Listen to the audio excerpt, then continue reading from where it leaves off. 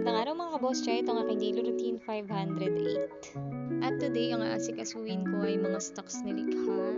Naglagay rin nga pala ako ng mga flowers na additional kasi nung nakaraan nabili yung isa. Then ayan, kakagawa ko ng iba. Then yung mga bucket hat natin, nilagyan ko na rin sila lahat ng hang tags at etiquettes. So sa tingin ko, may mga ilalabas pa kasi kung mga stocks na iba at hindi na magkakasya. Kailangan ko na mag-additional ng box or patungan natin dito. Spanish choco. Sa dining area yung mga customer natin. Salted caramel barako at isang brown sugar na arabica. Itong ating barako. Sarap. For pick up ng customer. And mag 1 AM na. 12:45. Exactly. So kailangan ko na rin mag-close dahil maya ay 1 AM na. May humabulan talagang customer at bumili ng Spanish choco latte. So tinake order ko pa. At ayan, magpapatay na akong lights dito sa labas. Dahil close na rin yung mga kapatbahay natin. So yan, bukas na lang ulit. Bye!